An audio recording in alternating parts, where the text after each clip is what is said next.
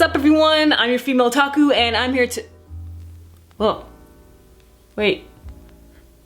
Hold up. I just realized.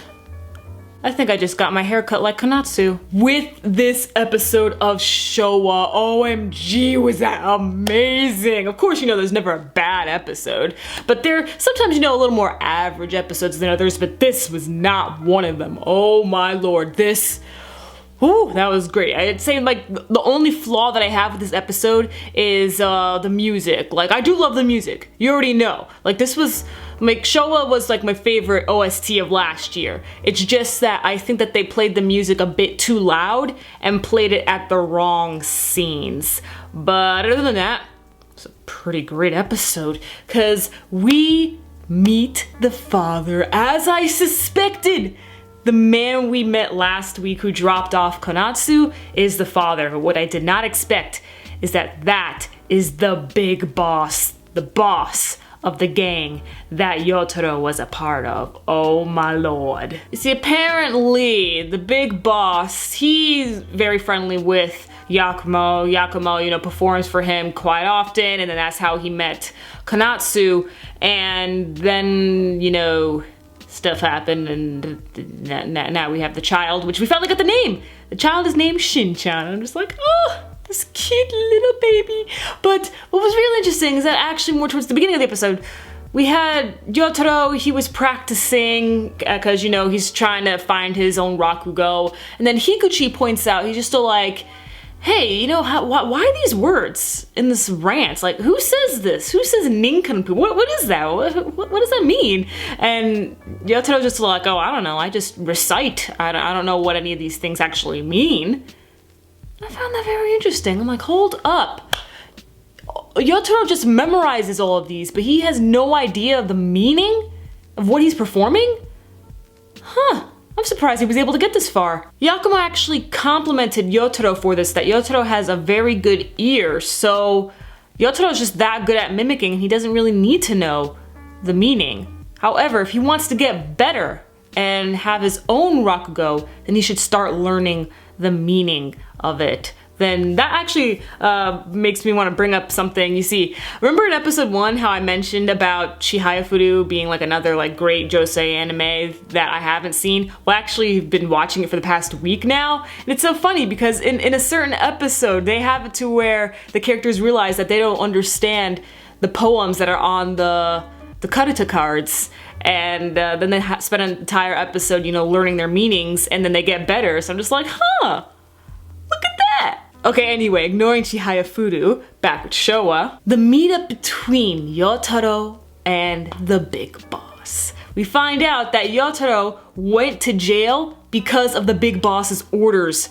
to step in for someone else. And Yotaro didn't want to. He doesn't believe in that.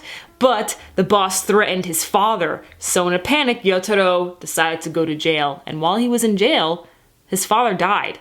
That freaking sucks. But the boss could tell that Yotaro had something on his mind. And Yotaro was all like, okay, yeah, you're right. This was the business that I wanted to settle. And then that's when he tries to confirm that the big boss is the father. And then the boss just started, you know, getting really mad at Yotaro because Konatsu told him to stop. And so it kind of shows us that even though the boss is in a relationship with the other lady, the geisha woman, he still cares for Konatsu.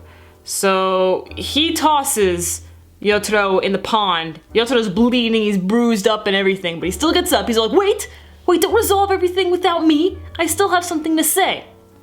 And the other like lower tier boss, he's just all like, whoa, what are you doing? Do you want to die? And then Yotaro's like, no.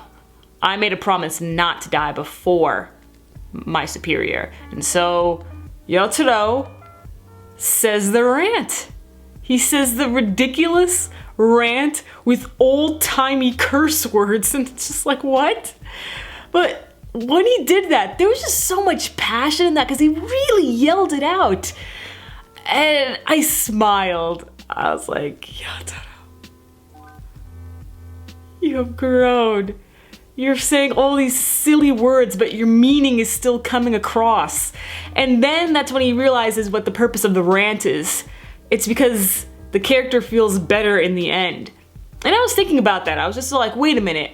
I've made rant videos before and I don't usually feel better at the end. But it's because this rant is different than others. Like, say my most recent rant, which would be, you know, I had like a mini rant on Fuka and a big rant on handshakers. And, you know, I've also made rants on Kabaneri and Rewrite. I don't feel better when I make those rant videos. That's because I'm angry, and when I say more and more hurtful words, I continue to be even more and more furious, and then just makes me upset for the entirety of my week. Yotaro, however, he said these stupid, silly words, but he said them with a burning anger, burning fire within him, and he got his message across, and he felt good in the end. Just like, good on you, Yotaro. Good on you. And then then they leave, everything's a-okay. And Yotaro brings up the idea to Yakumo that they should do a family performance. And Yakumo's all like, okay, fine, I will. If you master this one particular Rakugo performance, that was your superior's, you know, aka Sukeroku's, that was Sukeroku's specialty. And Yakumo performs it, and Yotaro's all like, wow, this is Sukeroku. I'm actually watching Sukeroku perform, like, good episode. Good episode, guys. I loved it. It looks like that we're gonna get into another major time skip because we see the child more grown, Kanatsu's hair is grown out, Yotaro looks a little older. So what's gonna happen next? How many years have passed this time? Oh boy. Has the state of Rakugo changed in the slightest? I don't freaking know, but we're about to find out. Catch me tomorrow as I review March Comes in Like a Lion, Ruby Volume 4, and Demi-chan. I'm your female otaku. Sayonara.